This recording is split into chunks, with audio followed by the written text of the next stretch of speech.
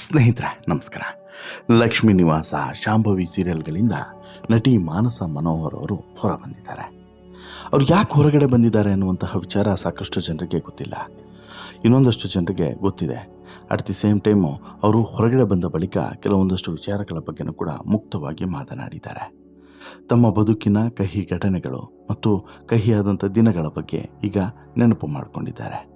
ಮತ್ತಾವತ್ತೂ ಕೂಡ ಅಂತಹ ದಿನಗಳು ಬರೋದು ಬೇಡ ಅನ್ನುವಂಥ ವಿಚಾರವನ್ನು ಕೂಡ ಈ ಮೂಲಕ ಮೊಟ್ಟ ಮೊದಲ ಬಾರಿಗೆ ತಮ್ಮ ಬದುಕಿನ ಮತ್ತೊಂದು ಪುಟವನ್ನು ತೆರೆದು ಅದರ ಬಗ್ಗೆ ಮಾತನಾಡಿದ್ದಾರೆ. ಅದರಲ್ಲೂ ಕೂಡ ಮೊದಲನೆಯ ಮದುವೆ. ಹೌದು, ಈ ಮೊದಲನೆಯ ಮದುವೆಯ ಕಹಿ ನೆನಪು ಮತ್ತು ಪತಿ ಪ್ರೀತಮ್ ಬಗ್ಗೆ ಮನಬಿಚ್ಚಿ ಲಕ್ಷ್ಮೀ ನಿವಾಸ ನಟಿ ಮಾನಸ ಮನೋಹರ್ ಅವರು ಮಾತನಾಡಿದ್ದಾರೆ. ಅಟ್ ದಿ ಸೇಮ್ ಟೈಮ್ ಈಗ ಲಕ್ಷ್ಮೀ ನಿವಾಸ ಶಾಂಭವಿ ಧಾರಾವಾಹಿಯನ್ನು ಬಿಡೋದಕ್ಕೆ ಕಾರಣ ಏನು ಅನ್ನೋದನ್ನು ಕೂಡ ಹೇಳ್ಕೊಂಡಿದ್ದಾರೆ. ಎಲ್ಲವನ್ನೂ ಕೂಡ ಒನ್ ಬೈ ಒನ್ ನೋಡ್ತಾ ಹೋಗೋಣ. ಅದಕ್ಕಿಂತ ಮುಂಚೆ ನೀವಿನ್ನೂ ಕೂಡ ನಮ್ಮ ಚಾನಲನ್ನು ಸಬ್ಸ್ಕ್ರೈಬ್ ಮಾಡಿಲ್ಲ ಅಂದರೆ ದಯವಿಟ್ಟು ಕೂಡಲೇ ಸಬ್ಸ್ಕ್ರೈಬ್ ಮಾಡಿ ಸ್ನೇಹಿತರೆ. ಹೌದು, ಮಾನಸ ಮನೋಹರ್ ಸ್ಫುರದ್ರೂಪ ನಟಿ. ಯಾವುದೇ ಪಾತ್ರ ಇರಲಿ ಆ ಪಾತ್ರಕ್ಕೆ ಜೀವವನ್ನು ತುಂಬುವಂತಹ ಪ್ರತಿಭಾನ್ವಿತ ನಟಿ. ಇತ್ತೀಚೆಗೆ 2 ಸೀರಿಯಲಲ್ಲಿ ನಟಿಸ್ತಿದ್ದಂಥ ನಟಿಯೂ ಕೂಡ ಹೌದು. ಜೀ ಕನ್ನಡದಲ್ಲಿ ಪ್ರಸಾರ ಆದಂತಹ ಜೊತೆಯಲ್ಲಿ ಧಾರಾವಾಹಿಯಲ್ಲಿ ಮೀರಾ ಅನ್ನುವಂಥ ಪಾತ್ರದಲ್ಲಿ ಕಾಣಿಸಿಕೊಂಡು ಫೇಮಸ್ ಆದಂಥ ನಟಿ ಈ ಮಾನಸ ಮನೋಹರ್. ಸದ್ಯ ತುಂಬು ಗರ್ಭಿಣಿಯಾಗಿರುವಂಥ ನಟಿ ತಾನು ನಟಿಸ್ತಿದ್ದಂಥ ಧಾರಾವಾಹಿಗಳಿಂದ ಹೊರಗಡೆ ಬಂದಿದ್ದಾರೆ. ಈ ಬಗ್ಗೆ ಮಾನಸ ಮನೋಹರ್ ಮನಬಿಚ್ಚಿ ಮಾತನಾಡಿದ್ದಾರೆ. ಹೌದು, ಮಾನಸ ಮನೋಹರು ಈಗ ಲಕ್ಷ್ಮೀ ನಿವಾಸ ಮತ್ತು ಶಾಂಭವಿ 2 ಧಾರಾವಾಹಿಗಳಲ್ಲಿ ನಟಿಸ್ತಾ ಇದ್ರು. ಈ 2 ಧಾರಾವಾಹಿಯಲ್ಲೂ ಕೂಡ ಸಡನ್ನಾಗಿ ನಟಿಗನಿಗೆ ಇಲ್ಲ, ನಾನು ಈ ಸಲ ನಟಿಸೋದಿಲ್ಲ, ನನ್ನ ಪಾತ್ರಕ್ಕೆ ಬೇರೆಯವ್ರನ್ನ ತೆಗೆದುಕೊಳ್ಳಿ ಅನ್ನುವಂಥ ಮನವಿಯನ್ನು ಮಾಡಿದ್ದಾರೆ. ಅದಕ್ಕೆ ಕಾರಣವೂ ಕೂಡ ಇದೆ. ಲಕ್ಷ್ಮೀ ನಿವಾಸ ಧಾರಾವಾಹಿಯಲ್ಲಿ ನೀಲು ಪಾತ್ರ ಮತ್ತು ಶಾಂಭವಿ ಸೀರಿಯಲ್ನಲ್ಲಿ ಶಿವಗಾಮಿ ಪಾತ್ರವನ್ನು ನಟಿ ಮಾನಸ ನಿಭಾಯಿಸ್ತಾ ಇದ್ರು. ಆದರೆ ಅವರಿಗೆ ಈ 2 ಧಾರಾವಾಹಿಗಳಿಂದ ಹೊರಬರುವುದು ಅನಿವಾರ್ಯ ಆಗಿತ್ತು. ಹೀಗೆ ದಿಢೀರಂತೇಳಿ ಅವರು ಹೊರಗಡೆ ಬರೋದಕ್ಕೆ ಕಾರಣವೂ ಕೂಡ ಇದೆ. ಅದೇ ಕಾರಣ ಪ್ರೆಗ್ನೆನ್ಸಿ. ಹೌದು, ನಟಿ ಮಾನಸ ಮನೋಹರ್ ಅವರು ಈಗ ತುಂಬು ಗರ್ಭಿಣಿ. ಈ ಕಾರಣಕ್ಕೇ ಅವರು ಧಾರಾವಾಹಿಗಳಿಂದ ಈಗ ಬ್ರೇಕನ್ನು ತೆಗೆದುಕೊಂಡಿದ್ದಾರೆ.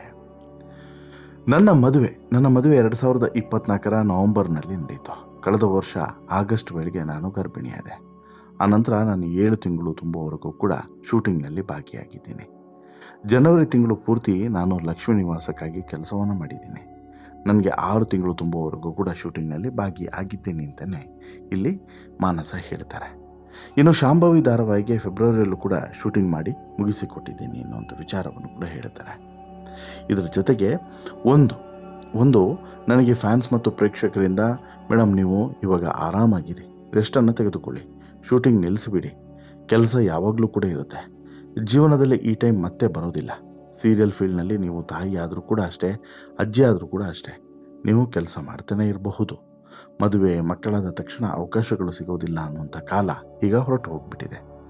ಇಂತಹ ದೊಡ್ಡ ಸೆಲೆಬ್ರಿಟೀಸ್ಗಳೇ ಮದುವೆ ಆಗಿ 2 ಮಕ್ಕಳು ಆದಮೇಲೂ ಕೂಡ ತುಂಬ ಸಕ್ಸಸ್ಫುಲ್ ಆಗಿದ್ದಾರೆ. ಹೀಗಾಗಿ ನೀವು ಈಗ ಬ್ರೇಕನ್ನು ತೆಗೆದುಕೊಳ್ಳಿ ಅನ್ನುವಂಥ ಅಭಿಪ್ರಾಯ ಸಿಕ್ತು.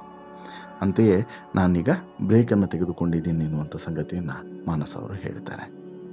ಇನ್ನು ಈಕೆ ಸುಮ್ಮನೆ ಈ ಧಾರಾವಾಹಿಗಳಿಂದ ಬ್ರೇಕನ್ನು ತೆಗೆದುಕೊಂಡಿಲ್ಲ. ನಾನು ಮಾಡ್ತಿರುವಂಥ ಕೆಲವೊಂದು ಪಾತ್ರಗಳು ತುಂಬ ಚೆನ್ನಾಗಿ ಹೋಗ್ತಿರ್ತವೆ. ನನಗೆ 3 ತಿಂಗಳು ತುಂಬಿದಾಗ ನನ್ನ 2 ಧಾರಾವಾಹಿಗಳ ಟೀಮ್ಗಳಿಗೆ ಚಾನಲ್ಗೆ ಮಾಹಿತಿಯನ್ನು ಕೊಟ್ಟಿದ್ದೆ. ಆನಂತರ ಅವರು ಪ್ರಿಪೇರ್ ಆಗಿದ್ದರು ಕೂಡ. ಕಥೆಯನ್ನು ಹೇಗೆ ತೆಗೆದುಕೊಂಡು ಹೋಗಬೇಕು, ಪಾತ್ರದ ಟ್ರ್ಯಾಕನ್ನು ಹೇಗೆ ಮುಂದುವರಿಸಬೇಕು ಅನ್ನೋಂಥ ಪ್ಲ್ಯಾನನ್ನು ಮಾಡಿದರು. 2 ಧಾರಾವಾಹಿಗಳು ನೀಟಾಗಿ ಮುಗಿಸಿದ್ದೀನಿ. ಎಲ್ಲರೂ ಕೂಡ ಖುಷಿಯಾಗಿದ್ದಾರೆ ಅನ್ನುವಂಥ ಸಂಗತಿಯನ್ನು ಕೂಡ ಮಾನಸ ಹೇಳ್ತಾರೆ. ಅಂದರೆ ಎಲ್ಲೂ ಕೂಡ ಅವರಿಗೂ ಕೂಡ ತೊಂದರೆ ಆಗಿಲ್ಲ, ಆ ರೀತಿ ಮಾಡಿದ್ದೀನಿ ಅಂತ ಹೇಳ್ಬಿಟ್ಟು. ಇನ್ನು ನನಗೆ ತುಂಬ ಖುಷಿ ಇದೆ. ನಾನು 7 ತಿಂಗಳು ತುಂಬುವವರೆಗೂ ಕೂಡ ಕೆಲಸ ಮಾಡಿದ್ದೀನಿ ಅನ್ನುವಂಥ ಆತ್ಮತೃಪ್ತಿ ಇದೆ. ಅದಕ್ಕೆ ನನ್ನ ದೇಹ ಸಪೋರ್ಟ್ ಕೂಡ ಮಾಡಿದೆ. ಕೆಲವರಿಗೆ ಪ್ರೆಗ್ನೆಂಟ್ ಆಗ್ತಾ ಇದ್ದಂತೆ ಸಾಕಷ್ಟು ಸಮಸ್ಯೆಗಳು ಬರ್ತವೆ. ನನಗೆ ಆ ರೀತಿ ಯಾವ ಸಮಸ್ಯೆನೂ ಕೂಡ ಆಗಲಿಲ್ಲ. ಹಾಗಾಗಿ ನಾನು ಟಿ ವಿಯಲ್ಲೂ ಕೂಡ ಆರಾಮಾಗಿ ಕಾಣಿಸ್ತೀನಿ. ಒಂದು ಟಿ ವಿಯಲ್ಲಿ ಕಾಣಿಸುವಾಗ ನನಗೆ ಹೊಟ್ಟೆ ಬಂದಿರುತ್ತೆ, ಅದು ಆ ಪಾತ್ರಗಳಿಗೆ ಸೂಟ್ ಆಗಲ್ಲ. ಆದ್ದರಿಂದ ನಾನು ಈ ಬ್ರೇಕನ್ನು ತೆಗೆದುಕೊಳ್ಬೇಕಾದಂಥ ಪರಿಸ್ಥಿತಿ ಬಂತು. ಯಾವುದೇ ಬೇಜಾರು ಇಲ್ಲದೆ ನಾನು ಈ ಧಾರಾವಾಹಿಯಿಂದ ಹೊರಗಡೆ ಬಂದಿದ್ದೀನಿ ಅನ್ನುವಂಥ ಸಂಗತಿಯನ್ನು ಹೇಳ್ತಾ ಮತ್ತೊಂದು ಅಚ್ಚರಿಯ ಸಂಗತಿಯನ್ನು ಕೂಡ ಇಲ್ಲಿ ಹೇಳಿದ್ದಾರೆ. ಹೌದು, ಮೊದಲ ಮದುವೆ ಬಗ್ಗೆ ಮೊದಲ ಬಾರಿಗೆ ಮಾನಸ ಮನೋಹರ್ ಮಾತನಾಡಿದ್ದಾರೆ. ಒಂದು ಮದುವೆ ಯಾಕೆ ಮುರಿದು ಬೀಳುತ್ತೆ ಅಂತಂದರೆ ಅಲ್ಲಿ ಇನ್ನೂ ಏನೂ ಕೂಡ ಸತ್ವ ಉಳಿದುಕೊಂಡಿರೋದಿಲ್ಲ. ಆ ಕಾರಣಕ್ಕೆ ಅದು ಮುರಿದು ಬೀಳುತ್ತೆ. ಅಲ್ಲಿ ಫಿಸಿಕಲಿ ಇರಬಹುದು, but mentally impossible. Emotionally impossible. ನಾವು ಇನ್ನೊಬ್ಬ ವ್ಯಕ್ತಿಯನ್ನು ಮದುವೆ ಮಾಡಿಕೊಂಡಾಗ ಸ್ಪೆಷಲಿ ಹೆಣ್ಣು ಮಕ್ಕಳಾಗಿ ತುಂಬಾ ವಿಭಿನ್ನ ಯೋಚನೆಗಳಿರ್ತವೆ. ನನ್ನ ಹಣೆ ಬರಹ, ನನ್ನ ಮತ್ತು ನನ್ನ ಪ್ರೀತಮ್ ಬಾಂಧವ್ಯ ಹೇಗೆ ಅಂತಂದರೆ, ನಾವಿಬ್ಬರು ಯಾವುದನ್ನು ಕೂಡ ಬೇರೆ ಬೇರೆ ತರಹ ಯೋಚನೆ ಮಾಡಲ್ಲ. ನಮ್ಮಿಬ್ಬರ ಥಿಂಕಿಂಗು ಮ್ಯಾಚ್ ಆಗುತ್ತೆ. ಆ ಮಟ್ಟಿಗೆ ಒಂದು ಅಂಡರ್ಸ್ಟ್ಯಾಂಡಿಂಗ್ ಇದ್ದಾಗ ಈ ಭಯ ಅದು ಅನ್ನೋದಕ್ಕಿಂತ ಹೆಚ್ಚಾಗಿ ಇದೊಂಥರ ಒಳ್ಳೆಯ ಗಂಡ, ಇಂಥ ಗಂಡ ನನಗೆ ಸಿಕ್ಕಾಗ ಕಾನ್ಫಿಡೆನ್ಸ್ ಹೆಚ್ಚಾಗಲೇಬೇಕಲ್ವ ಅನ್ನೋಂಥ ವಿಚಾರವನ್ನು ಹೇಳ್ತಾರೆ. ಅಂದರೆ ಮಾನಸ ಮನೋಹರ್ಗೆ ಇದು 2ನೇ ಮದುವೆ. 2024 ನವಂಬರ್ 6ರಂದು ಪ್ರೀತಮ್ ಚಂದ್ರ ಅವರನ್ನು ಮಾನಸ ಮದುವೆ ಆಗ್ತಾರೆ. ಇದಕ್ಕೂ ಮೊದಲು ಒಂದು ಮದುವೆಯನ್ನು ಆಗಿದ್ದರು. ಆ ಮದುವೆಯಿಂದ ದೂರ ಆಗಿದ್ದಾರೆ. ಅಂದರೆ ಅವರು ಹೇಳ್ತಾರಲ್ಲ, ಅಲ್ಲಿ ಎಲ್ಲೋ ಒಂದು ಕಡೆ ನನಗೂ ಮತ್ತು ಮೊದಲ ಗಂಡನಿಗೂ ಈ ಲೈಫ್ನಲ್ಲಿ ವೇವ್ ಲೈನ್ ಅನ್ನೋದೇ ಮ್ಯಾಚ್ ಆಗ್ತಾ ಇರಲಿಲ್ಲ ಅನ್ನುವಂಥ ವಿಚಾರವನ್ನು, ಆ ಕಾರಣಕ್ಕೋಸ್ಕರನೇ ಇವರು ದೂರ ಆಗುವಂಥದ್ದು. ದೂರ ಆದ ಬಳಿಕ ನಂತರ ಮತ್ತೆ 2ನೇ ಮದುವೆಯನ್ನು ಆಗ್ತಾರೆ. 2ನೇ ಮದುವೆ ಆದ ಬಳಿಕ ಈಕೆ ಬದುಕನ್ನು ಮತ್ತೊಂದು ರೀತಿಯಲ್ಲಿ ಪ್ರೀತಿಸೋದಕ್ಕೆ ಶುರು ಮಾಡ್ತಾರೆ. ಇನ್ನು ಮತ್ತೊಂದು ವಿಚಾರ ಏನು ಅಂತ ಹೇಳಿದ್ರೆ, ಇಲ್ಲಿ ಈಕೆ ಮೊದಲ ಮದುವೆ ಆದಂಥ ಸಂದರ್ಭದಲ್ಲಿ ಸಾಕಷ್ಟು ಕನಸುಗಳನ್ನು ಕಂಡಿದ್ರು. ಆದರೆ ಆ ಎಲ್ಲ ಕನಸುಗಳು ನುಚ್ಚು ನೂರಾಗಿದ್ವು.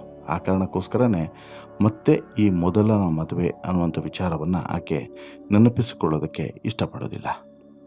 ಇನ್ನು ಜೀವನ ಶೈಲಿ, ಒತ್ತಡ ಇವೆಲ್ಲ ಕಾರಣಕ್ಕೂ ಕೂಡ ಸಾಕಷ್ಟು ಜನ ಇಲ್ಲಿ ಮದುವೆ ಅಥವಾ ಮಗು ಈ ಎಲ್ಲದರಿಂದ ದೂರ ಉಳಿತಾರೆ. ಬಟ್ ಹಾಗಿರಬಾರ್ದು ಅನ್ನೋದು ಮಾನಸ ಅಭಿಪ್ರಾಯ. ಹಾಗೆಯೇ ಇಲ್ಲೂ ಕೂಡ ಹಾಗೆ ನಾನು ಹೆಚ್ಚು ಗಮನವನ್ನು ಕೊಟ್ಟಿದ್ದು ನನ್ನ ಮಗುವಿನ ಬಗ್ಗೆ. 3-4 ತಿಂಗಳು ನಾನು ಪ್ರೀತಮ್ಮು ಡಯಟ್, ವರ್ಕೌಟು ಎಲ್ಲವನ್ನು ಕೂಡ ಪ್ಲಾನ್ ಮಾಡಿದ್ವಿ. ಅದರ ಪ್ರಕಾರನೇ ಹೋಗ್ತಾ ಇದ್ದೀವಿ ಅನ್ನೋಂಥ ವಿಚಾರವನ್ನು ಕೂಡ ಹೇಳ್ತಾರೆ. ಇನ್ನು ಈ ಮೊದಲನೇ ಮದುವೆಯ ವಿಚಾರವನ್ನು ಮತ್ತೆ ಎಳೆದು ತಂದಾಗ ಇಲ್ಲಿ ಒಂದೇನಾಗುತ್ತೆ, ಯಾವುದೇ ಒಂದು ಸಂಬಂಧ ಫಿಸಿಕಲಿ, ಮೆಂಟಲಿ, ಎಮೋಷ್ನಲಿ ಈ 3 ರೀತಿಯಲ್ಲೂ ಕೂಡ ಒಂದೇ ರೀತಿ ಇದ್ದಾಗ ಮಾತ್ರ ಅದು ಸಾಧ್ಯ. ಇನ್ನೊಬ್ಬ ವ್ಯಕ್ತಿಯನ್ನು ಮದುವೆ ಆಗುವಾಗ ಹೆಣ್ಣು ಮಕ್ಕಳಿಗೆ ಏನೆಲ್ಲ ಕಲ್ಪನೆ ಇರ್ತದೆ ನೋಡಿ, ಅದು ಯಾವುದೂ ಕೂಡ ಸಾಕಾರ ಆಗೋದಿಲ್ಲ ಅಂತೇಳಿ ಗೊತ್ತಾದಾಗ ಅಲ್ಲಿಂದ ಹೊರಗಡೆ ಬರೋದೇ ಬೆಟರ್ ಅನ್ನುವಂಥದ್ದು ಮಾನಸ ಅವರ ಅಭಿಪ್ರಾಯ. ಅದೇ ಕಾರಣಕ್ಕೆ ಮಾನಸ ಮೊದಲ ಮದುವೆಯ ಈ ಬಾಂಧವ್ಯದಿಂದ ಹೊರಗಡೆ ಬಂದು ಮತ್ತು ಆ ಮದುವೆಯನ್ನು ಮುರಿದುಕೊಂಡು 2ನೇ ಮದುವೆಯನ್ನು ಆಗಿತ್ತು. ಈಗ ಒಂದು ಖುಷಿಯ ವಿಚಾರ ಏನಂತ ಹೇಳಿದ್ರೆ, 2ನೇ ಮದುವೆ ಆದಂತಹ ಮಾನಸ ತುಂಬ ಖುಷಿಯಾಗಿದ್ದಾರೆ. ಮಗುವಿನ ಆಗಮನದ ನಿರೀಕ್ಷೆಯಲ್ಲಿದ್ದಾರೆ. ಆರೋಗ್ಯವಾಗಿ ಎಲ್ಲವೂ ಕೂಡ ಸುಖಮಯವಾಗಿ ನೆರವೇರಲಿ ಅನ್ನೋದು ನಮ್ಮ ಆಶಯ, ಹಾರೈಕೆ. ನಿಮ್ಮ ಹಾರೈಕೆ ಏನು, ನಿಮ್ಮ ಆಶಯ ಏನು? ದಯವಿಟ್ಟು ನಿಮ್ಮ ಅಭಿಪ್ರಾಯನ ಕಮೆಂಟ್ ಮಾಡಿ ತಿಳಿಸಿ. ಇವತ್ತಿಗೆ ಈ ಸ್ಟೋರಿ ಇಷ್ಟ ಆಯಿತು ಅಂತ ಹೇಳಿದ್ರೆ ಲೈಕ್ ಮಾಡಿ, ಶೇರ್ ಮಾಡಿ, ಚಾನಲ್ಗೆ ಸಬ್ಸ್ಕ್ರೈಬ್ ಆಗೋದನ್ನು ಮರಿಬೇಡಿ. ಧನ್ಯವಾದ.